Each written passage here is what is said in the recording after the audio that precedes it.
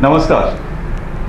City news channel के दर्शकों को मैं सतीश अग्रवाल अपना अभिवादन प्रस्तुत करता हूं। मित्रों, हमारी नियमित स्वास्थ्य विषयक चर्चा हेल्थ केयर में हम शरीर से संबंधित एक समस्या को लेकर एक्सपर्ट द्वारा उनसे मार्गदर्शन हासिल करते हैं। जिस तरह से हमारी ज़िंदगी अनेकों पहलुओं से, अनेकों अवस्थाओं से निकलती है, तो जहाँ बचपन होता है उसके बाद में जवानी होती है, बुढ़ापा होता है, अंत की जो परिणति होती है वो सबको पता ही है। एक बहुत पुरानी फिल्म राज कपूर ने कहा था कि लड़कपन देख कर रोया, जवानी नींद भर सोया, बुढ़ापा देख कर रोया, खबर किस बात की खैर। तो जब हमें पता है बचपन बाद में हमारी एक ऊर्जा से भरी जवानी है और उसके बाद की जो एक हमारी अवस्था होगी जहाँ पर वृद्धावस्था या बुढ़ापा है, और यहाँ पर हमारी कई सारी समस्याएं आती है। तो आज हमारा जो विषय है इसी वृद्धावस्था, बुजुर्गावस्था या जिसे हम वरिष्ठ नागरिकता कहते हैं उससे संबंधित है। हम सब जानते हैं कि हमारे जीवन के साथ में यह हमारी अभिन्न एक अवस्था है। इससे कई तरह की शारीरिक, मानसिक, मनोवैज्ञानिक, आर्थिक समस्याएं जुड़ी है और इन्हीं समस्याओं पर चर्चा के लिए आज स्टूडियो में हमारे साथ में मौजूद हैं शहर के वरिष्ठ चिकित्सक डॉक्टर अजय डफड़े जी। सर, स्टूडियो में आपका हार्दिक स्वागत है। नमस्ते। जो डॉक्टर डफड़े जी का नाम शहर में सभी को परिचित है, फिर भी कर्तव्य के नाते इनके परिचय के तौर पर इन्होंने अपनी MBBS और MD की डिग्री नागपुर स्थित गवर्नमेंट मेडिकल कॉलेज से हासिल की है और वर्तमान में अमरावती मेडिकल कॉलेज के मेडिसिन विभाग के हेड ऑफ डिपार्टमेंट हैं और रुक्मिणी नगर स्थित अपने निजी चिकित्सालय में ये सभी को अपनी सेवाएं देते हैं। तो सर, चर्चा की शुरुआत करते हैं और जिससे कि एक ऐसे मानते हैं कि जिस तरह से उम्र बढ़ती जा रही है, शरीर के सभी अवयवों पर, सभी ऑर्गन्स पे उसका असर होता है, कुछ हद तक शिथिल होते हैं। तो सबसे पहला तो प्रश्न आपसे है कि ये ऐसी समस्या निर्माण क्यों होती है? वरिष्ठ नागरिकों में ये समस्या निर्माण होती है ब्लड वेसल्स का मोटा होना, एथेरोस्क्लेरोसिस जिसको बोलते हैं, कि जिसमें चर्बी रक्तवाहिनियों के अंदर के भाग में जमा होती जाती है और एथेरोस्क्लेरोसिस और मोटापा होने की वजह से वहाँ पे से खून का बहाव कम होने लगता है और उसकी वजह से जहाँ जहाँ ये रक्तवाहिनियाँ ब्लड सप्लाई करती है जिन भी अवयव को, वहाँ पर उसका प्रभाव कम होने लगता है। तो ब्लड वेसल्स भी ख़राब होने लगती है, उसकी वजह से जिस टिश्यू को, जिस अवयव को इनको सप्लाई करना है वो अवयव भी ख़राब होने लगते हैं। और एक हर एक की अपनी एक उम्र लिखी होती है, जीन्स और DNA की जो एक आयु रहती है वो ख़त्म होने से भी उसमें थकान आने लगती है। तो जो पेशियाँ है अवयव की वो भी थकने लगती है। तो ब्लड वेसल्स की खराबी और पेशियों में आने वाली उम्र के हिसाब से खराबी, इसमें इस कारण से इन नागरिकों में शारीरिक व्याधियाँ और कुछ हद तक मानसिक व्याधियाँ भी निर्माण होती है। तो हम इसको मोटे तौर पर इस तरह समझें कि जिस तरह से आप कह रहे हैं कि हर एक की अपनी अपनी आयु निर्धारित होती है, तो जिस तरह से अगर कोई वाहन है, व्हीकल है, मशीन है कि अपने आयु के पास से उसमें जिस तरह घिसाव शुरू होता है, तो इस तरह शायद हमारे शरीर में भी हो और एक निश्चित उम्र के बाद वो हर एक उम्र में वो अवयव उस तरह से काम करना कम करते हैं, शिथिल हो जाते हैं। जी सही। तो आपने जैसे बताया कि जो ब्लड वेसल्स होती है, रक्तवाहिनियाँ होती है, उसमें अगर ये चर्बी जमा होती हैं तो इसका निश्चित तौर से वहाँ पर उसका ब्लड फ्लो कम होता है। जी। इसका मुख्य किन अवयवों पर असर होता है? जैसे उदाहरण के तौर पर ब्लड प्रेशर बढ़ता है, तो इसके क्या असर होते हैं? ये रक्तवाहिनियों का में जो अवरोध निर्माण होता है इसका असर मुख्यतः ब्रेन के ऊपर होता है, हार्ट के ऊपर होता है। अगर डायबिटीज़ इसके साथ साथ रहे तो उससे भी अवरोध और बढ़ता है। तो अगर ब्रेन के ऊपर इसके होने वाले जो असर इस तरह से होते हैं कि रक्तवाहिनियों से अगर ब्लड सप्लाई कम मिलता है ब्रेन को, तो पक्षाघात है जिसको हम स्ट्रोक या पैरालिसिस बोलते हैं वो हो जाता है। याददाश्त कमी होने लगती है और वरिष्ठ नागरिकों में उम्र के 70 के बाद एक कंपन का विकार जिसको हम बोलते हैं पार्किंसोनिज्म, ये कंपन वाला विकार भी पैदा होता है और इस वजह से उनको चक्कर आना शुरू हो जाते, बेहोशी आना शुरू हो जाती, अच्छी तरह से वो अलर्ट नहीं रखते, शुद्ध कॉन्शियस नहीं रह सकते और उसमें संभ्रमावस्था भी निर्माण हो जाती है। तो ऐसे काफ़ी असर ब्रेन के ऊपर देखे जाते हैं। और इस तरह से जिस तरह से आपने बताया कि इनमें डायबिटीज़ का प्रमाण होता है और उसके साथ में अगर ब्लड प्रेशर हो तो दोनों बीमारी एक साथ में जुड़ती हैं, तो इस पर शरीर के दुष्परिणाम क्या होते हैं? जी, ये बहुत अच्छा सवाल है कि शरीर में अगर डायबिटीज़ और ब्लड प्रेशर दोनों अगर बीमारियां साथ में रहती है, जो कि अक्सर देखी जाती है, तो इसका असर तो बिल्कुल रक्तवाहिनियों पे होना ही है। और रक्तवाहिनियों के जरिए जहाँ जहाँ रक्तवाहिनी पहुँचना है वहाँ वहाँ खून पहुँचना है। अगर वहाँ खून नहीं पहुँचता है तो उसकी वजह से जो जो अवयव है वो प्रभावित होंगे। साधारणतः इसमें प्रभावित होने वाले अवयव है ब्रेन, मस्तिष्क, हार्ट, किडनी, आँख का पर्दा और उसमें कैटरेक्ट का निर्माण होना।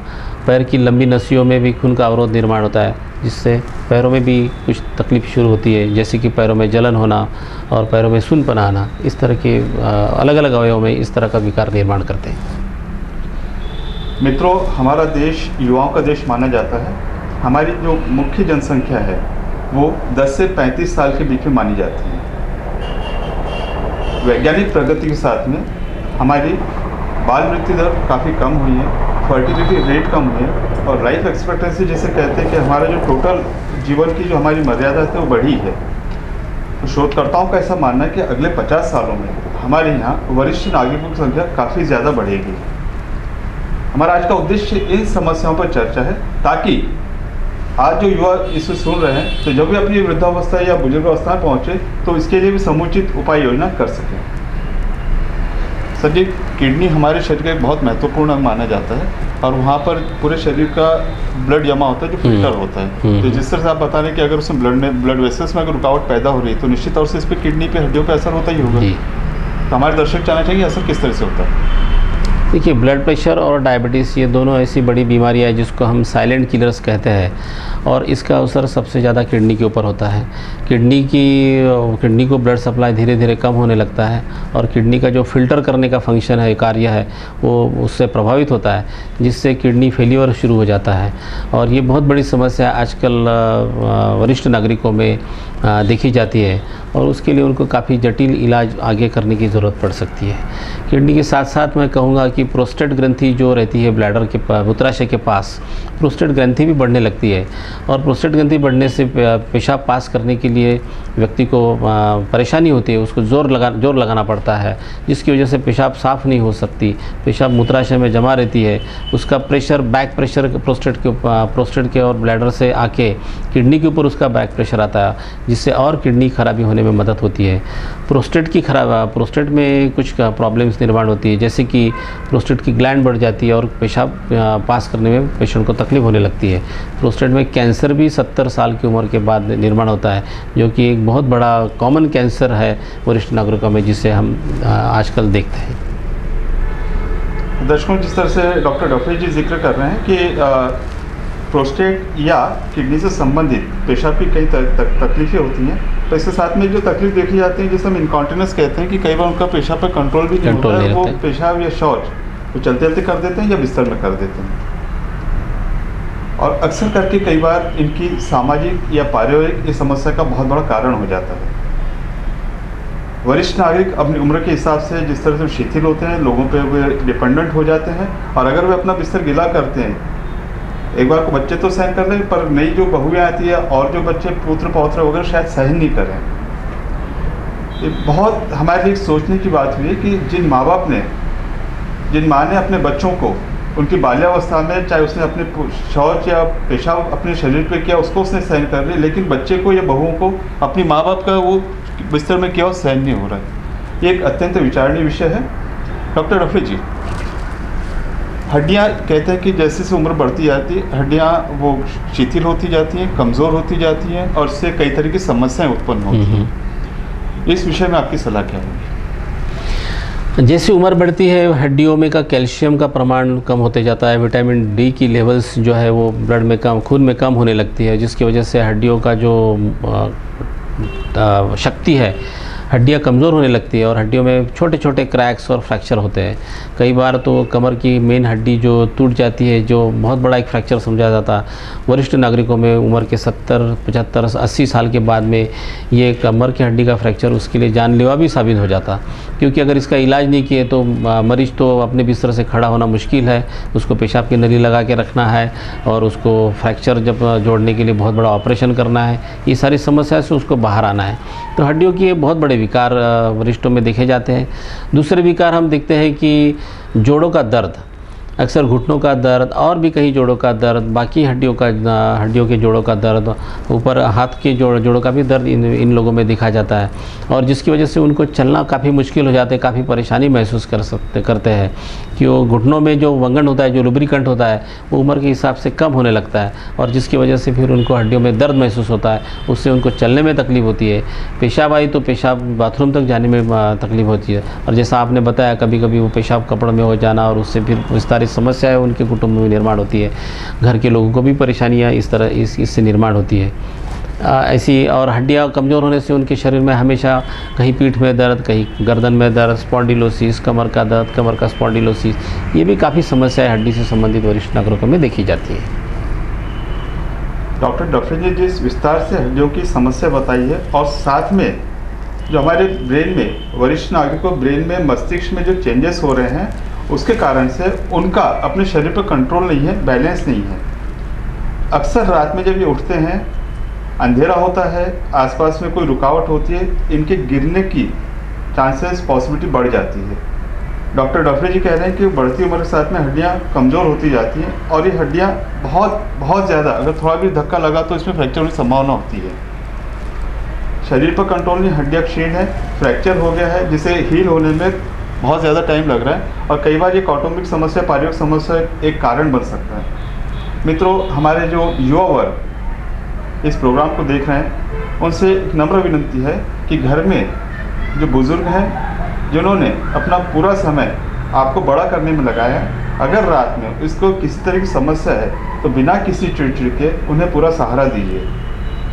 इन लोगों ने अपनी पूरी उम्र आपको बड़ा करने में लगाया है, अब जब इनको आपके सहारे के आधार की ज़रूरत है तो कृपया उससे मुंह मत मोड़िए। डॉक्टर जी, बढ़ती उम्र के साथ में पूरे शरीर में असर हो रहा है। हमारे शरीर का एक बहुत महत्वपूर्ण अंग जो हम मानते हैं वो खून होता है जी, तो खून पे भी इसका असर होता होगा? हाँ, बिल्कुल होता है। उम्र के हिसाब से खाने पीने की आदतें थोड़ी बदलने लगती है, और बहुत बार कि ये वरिष्ठ नागरिक अपने मन के जैसा खाना नहीं मिल सकता, उनके अवयवों में भी थकान आती है, तो खून बनने की प्रक्रिया भी उनके शरीर में थोड़ी कम होने लगती है, जिससे उनके शरीर में हीमोग्लोबिन का प्रमाण कम हो जाता है, जिसको हम एनीमिया कहते हैं। विटामिन B12 की कमतरता ये अक्सर देखी जाती है, क्योंकि विटामिन B12 ये हरी सब्जियां, नॉनवेज फूड, इससे भी मिलता है, और हरी सब्जियां और ये खाने में नहीं आने से उनके खून का प्रमाण, हीमोग्लोबिन का प्रमाण है वो कम होने लगता है। आयरन यानी लोह की कमतरता है, उससे भी उनका खून का प्रमाण कम होने लगता है, और साथ साथ उनके शरीर में खून बनने की प्रक्रिया है वो भी थोड़ी धीमी हो जाती है, जिसकी वजह से उनके शरीर में खून की काफ़ी कमी हम लोग देखते हैं, और जिससे उनको थकान, चिड़चिड़ापन और काम करने की क्षमता उनकी कम देखी जाती है। डॉक्टर ने जिस शब्द का उपयोग किया है कि खाने के प्रति इनका कुछ एक अलग तरह के सीधे आग्रह हो जाता है, और ऐसा माना जाता है कि घर में बच्चा या बुजुर्ग करीब करीब एक ही तरह के होते हैं, दोनों की अपनी भी जिद होती है। कई बार बुजुर्ग अपनी जिद करते हैं, और घर की जो प्रायोरिटी होती है, प्राथमिकता होती है, वो युवाओं के प्रति या बच्चों के प्रति होती है। कुछ हद तक ये बुजुर्ग उपेक्षित हो जाते हैं। मित्रों, एक बहुत पुरानी कहावत है कि वृक्ष कितना भी बूढ़ा हो, अगर वो फल नहीं भी देता तो छाया जरूर देता है। घर में बुजुर्गों की जो अहमियत है उसको नकारा नहीं जा सकता। डॉक्टर जी, ऐसा माना जाता है कि कैंसर का एक बहुत बड़ा कारण बढ़ती उम्र है जी। तो निश्चित तौर से जिस तरह से उम्र बढ़ती है, कैंसर बढ़ते जा रहे हैं। तो ये कैंसर किस तरह के होते हैं, इसका शरीर पे किस तरह के लक्षण दिखते हैं? देखिए, अलग अलग अवयवों में कैंसर का होते हैं वरिष्ठ नागरिकों में, और इसमें आज जो देखे जाता है, हम फेफड़ों का कैंसर, लंग का कैंसर, ये अक्सर कॉमन देखा जाता है। अन्न नली का कैंसर देखा जाता है, जो कि जानलेवा हो सकता है। प्रोस्टेट ग्लैंड का कैंसर होता है। लीवर में कैंसर की गठानें तैयार होती है। पैनक्रियास का कैंसर आजकल देखा जाता है। स्त्रियों में ब्रेस्ट कैंसर हमारे भारतीय महिलाओं में आजकल बहुत कॉमन होते जा रहा है, और उम्र के साथ उसका परसेंटेज काफ़ी तेज़ी से बढ़ते जा रहा है। कैंसर उसके साथ साथ कुछ ब्लड कैंसर्स, कुछ गांठ के स्वरूप में जो कैंसर प्रेजेंट होते हैं, जिसको हम लिम्फोमा कहते हैं, वो भी आजकल हमारे यहाँ बहुत कॉमन होते जा रहे हैं। कुछ इन्फेक्शंस भी उनके साथ उनको होते हैं, जो उनके लिए जानलेवा साबित हो सकते हैं। प्रोस्टेट के कैंसर की वजह से मैंने जैसा अभी कहा कि पेशाब में अवरोध निर्माण होना, पेशाब की जगह पे उनको कुछ दर्द महसूस होना, इस तरह के लक्षण निर्माण होते हैं। ब्रेस्ट कैंसर स्त्रियों में जो गांठ है ये कभी किसी दिन ख्याल में आ जाती है और वो डॉक्टर की जांच करने के बाद पता चलता है कि ये गांठ ब्रेस्ट कैंसर की है और कोई चीज़ की नहीं है। पीलिया तैयार होता है, वज़न कम होने लगता है, खाना कम होने लगता है, खाने के लिए अनिच्छा निर्माण होती है और तेज़ी से वज़न घटने लगता है, ये भी कैंसर से लक्षण होते हैं। और ऐसे मरीजों में अक्सर ये कैंसर लिवर में पहुंच चुका है और लिवर में अनेक उसकी सेकेंडरीज जिसको हम कहते हैं गठाने उसकी निर्माण हुई है, ये पता चलता है। कुछ कैंसर का तो निदान करना डॉक्टरों के लिए बहुत मुश्किल जाता है। बहुत सारी टेस्ट, मेडिकल टेस्ट करने के बाद, सीटी स्कैन या ब्लड टेस्ट करने के बाद पता चलता है कि पेट का कैंसर है या किडनी का कैंसर है या पैनक्रियास का कैंसर है। ऐसे नए नए अवयवों के जो कैंसर है वो दिन ब दिन हम देखते जा रहे हैं। तंबाकू सेवन ये कैंसर होने के पीछे एक बहुत बड़ा कारण हम लोग वैद्यकीय साइंस, मेडिकल साइंस देख रहा है। और कैंसर से प्रभावित होने के लिए अगर हम तंबाकू सेवन का अगर छोड़ दें तंबाकू सेवन, तो कैंसर के प्रति हम काफ़ी उसकी कमी ला सकते हैं।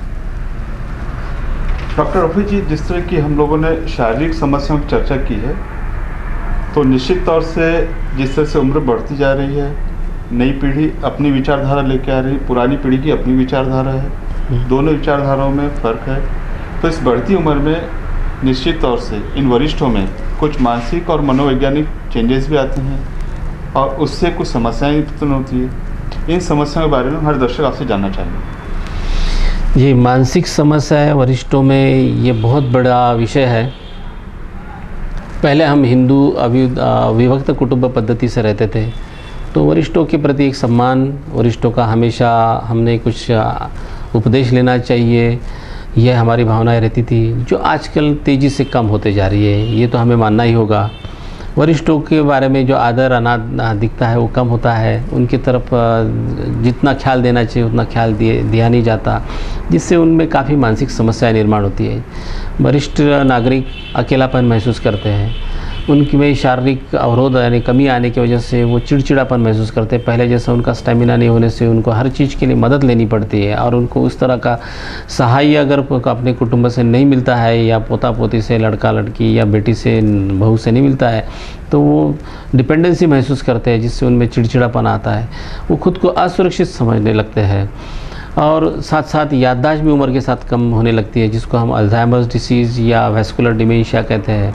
और ये याददाश्त की कमी होने से उनको काफ़ी प्रॉब्लम्स होती है कि मैंने क्या करना चाहिए और मैंने कैसे क्या करना चाहिए था, या हम लोग उनसे कुछ इन्फॉर्मेशन या माहिती लेना चाहते तो उनको उनसे वो माहिती लेना बड़ी मुश्किल हो जाती है। ऐसी भी काफ़ी याददाश्त से संबंधित समस्याएं वरिष्ठों में देखी जाती है। नैराश्य, अकेलापन, चिड़चिड़ापन, ये समस्याएं वरिष्ठ नागरिकों में अक्सर देखी जाती है। अपनी शारीरिक व्याधियों की वजह से वो काफ़ी बार उसी में सोच में रहते हैं और उससे वो अपने खुद को निराश महसूस करते हैं और उनकी समस्या दिन ब दिन, मानसिक समस्या इस तरह से बढ़ती जाती है। दर्शकों, एक दार्शनिक का ये कहना था, जितना ज्ञान मैं एक वर्ष किताबें पढ़ के हासिल नहीं कर पाया, उतना मैं बुज़ुर्गों से मात्र आधे घंटे बातचीत में मैंने हासिल किया है। हमारे साथ जो बुजुर्ग वरिष्ठ लोग हैं, जिस तरह से डॉक्टर जी बताए कि भले शारीरिक रूप से उतने सक्रिय नहीं हो, उतने प्रोडक्टिव उत्पादक नहीं हो, लेकिन इनके पास में इनका जो अनुभव का खजाना है उसकी कोई कीमत नहीं है। डॉक्टर डफरी जी जिस समस्या का उल्लेख किया, अगर उसे हम और आगे बढ़ाएं तो जिस तरह से इनकी याददाश्त कम हो जाती है, लोगों पे निर्भरता बढ़ जाती है, तो एक बहुत बड़ी समस्या होती है कि जैसे इनका बैंक अकाउंट हुआ, इनका ATM नंबर हुआ, क्रेडिट कार्ड नंबर हुआ, भूल जाती है। किसी अनजान अननोन आदमी के साथ में अगर इस नंबर का उपयोग हुआ हो तो वो इसका दुरुपयोग कर सकता है। तो घर के सदस्यों को इस बारे में पूरी सावधानी बरतनी चाहिए।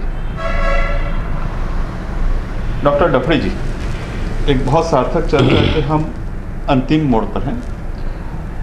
आपने जिन समस्याओं का इतना विस्तार से और इतना दिलचस्प तरीके से वर्णन किया है, तो फिर निश्चित तौर से कि इस समस्या से कैसे बचे जाए, खास करके जो हमारा युवा वर्ग है, जिनको निश्चित तौर से इस उम्र में आना ही है, इन समस्या को फेस करना है, तो उन्होंने किस तरह की सावधानियाँ लेनी चाहिए कि वो इन समस्याओं से बच सके। देखिए, हम आगे चल के हर इंसान वरिष्ठ होने वाला है, बुढ़ापा आने वाला है, तो उसके लिए अभी से हम अगर इन्वेस्टमेंट करें तो उसके अच्छे फल हमको जब हम वरिष्ठ हो जाएंगे 60 साल के ऊपर, हम 60 से 80-85 साल तक जो जीने का हमारा ये जीवन की फेज़ रहेगा उसमें हम अच्छे से जी सकेंगे। और उसके लिए सबसे महत्व है कि अपनी शारीरिक जो तबीयत है वो अच्छे से हमको मेंटेन करनी है। इसके लिए ज़रूरत है डेली इस तरह किसी भी तरह का हम व्यायाम 30 से 40 मिनट करें।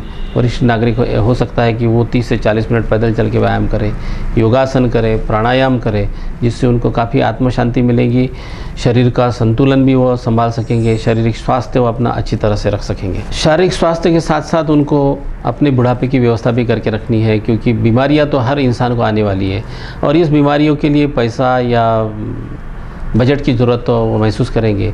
तो उसके लिए अपनी नौकरी के दरमियान ही वो अगर इसके लिए मेडिक्लेम इंश्योरेंस का अगर अपना प्रावधान करके रखे तो इस समस्याओं में झूलने के लिए उनको आर्थिक अड़चनें बहुत कम आएंगी और कुछ सपोर्ट उनके कुटुंबियों से भी उनको मिल सकता है।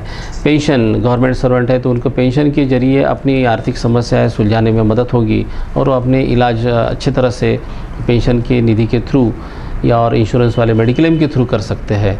जो कुटुंब आर्थिक दृष्टि संपन्न है वो अपने बाल बच्चों के उत्पन्न में से भी इस बात का अपना प्रायोजन कर सकते हैं। आजकल देखा जाता है कि काफ़ी जो भी सर्विस में, कॉरपोरेट सेक्टर में, आईटी सेक्टर में उनके वरिष्ठ उनके जो माता पिता है या अदर बाकी जो कौटुंबिक सदस्य है उनका भी मेडिक्लेम उसमें कवर होता है, तो उसका भी फ़ायदा उन लोगों को अपनी हेल्थ से संबंधित समस्या का सुलझा और इलाज करने में उनको इसमें ज़रूर मदद होगी। अपने शारीरिक स्वास्थ्य के साथ साथ उनको अपना मानसिक स्वास्थ्य भी संभाल के रखना है और हम अपनी कुछ हॉबीज़ अगर डेवलप करते हैं, कुछ अपनी हॉबीज़ में खुद को अगर संगीत है या फिर और भी कुछ हॉबीज़ है, चलने की फिरने की आदत है, वाचन है, इसमें अपन हम खुद को इन्वॉल्व कर ले सकते हैं। इसमें सोशल मिक्सिंग होना बहुत ज़रूरी है। अपना एक ग्रुप समूह तैयार करें, जैसे लोग अमरावती शहर में माल टिकड़ी घूमने जाते हैं, HVPM में जाते हैं, विद्यापीठ परिसर में घूमने जाते हैं, तो उनका एक अपना लगाव तैयार हो जाता है, एक दूसरे से एक समूह तैयार हो जाता है और जिससे वो अपने विचारों का आदान प्रदान करके जो चीज़ें घर में खुल के नहीं बोल सकते वो अपने दोस्तों में, अपने सहकारियों के साथ बातचीत करके अपना मन मिलाप कर सकते हैं और उससे उनको काफ़ी साइकोलॉजिकल स्ट्रेस कम करने में मदद होती है और वो खुद को भी आनंदित समझते हैं। सो मॉर्निंग वॉक, इवनिंग वॉक, समूह में जाना, सोशल एक्टिविटी, सामाजिक कुछ जहाँ पर भी फंक्शन हो उसमें इन्वॉल्व होना, ये उनकी मानसिकता स्वास्थ्य अच्छे रखने के लिए बहुत मदद होगी उनकी। दर्शकों, एक बहुत सार्थक चर्चा चल रही है डॉक्टर अजय जी डफरे के साथ। मिलते हैं एक ब्रेक के बाद।